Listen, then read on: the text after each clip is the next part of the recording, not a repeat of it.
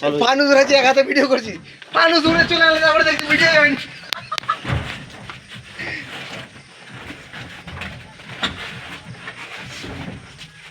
আরেকবার বলো, থামো যাবে না ভিডিওটা চালু।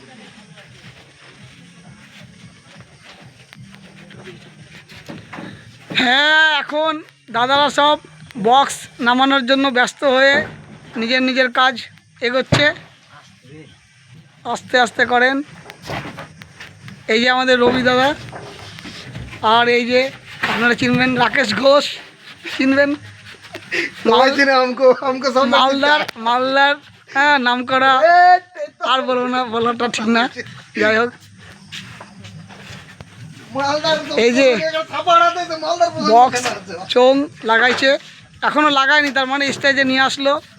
হ্যাঁ, আগামীকাল শুক্রবার হইতে সোমবার পর্যন্ত, রবিবার পর্যন্ত, অর্থাৎ 3 দিন বাউল গান অনুষ্ঠিত হবে এই শ্মশান মহাশ্মশানে।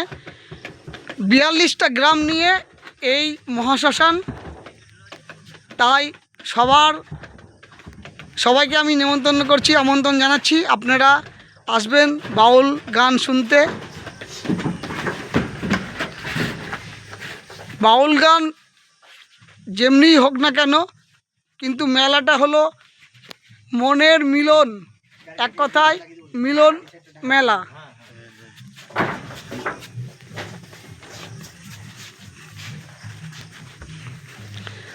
আজকে অনেক রাত হয়ে গেল, প্রায় 12টা বাজতে চলছে। ওদিকে এক দাদা ভাই রাকেশ দাদা রান্না করছে, আর এখানে জিদ্দা আর রবিদা নিজের নিজের কাজ এগোচ্ছে।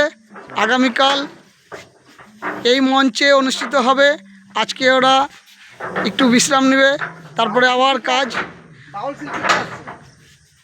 বাউল শিল্পী কে আসছে আমি তো জানি না, আমি তো একটা কী বলে চায়ের দোকানে এসেছি, চায়ের দোকানের কাজ করতে।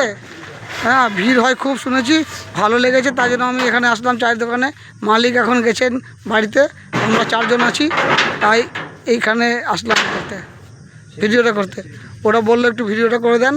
হ্যাঁ, কেউ মনে কিছু করবেন না, আমি অত ভিডিও সম্বন্ধে সেরকম জানি না।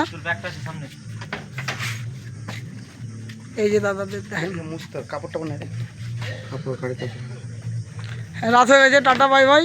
ধন্যবাদ, গুড নাইট।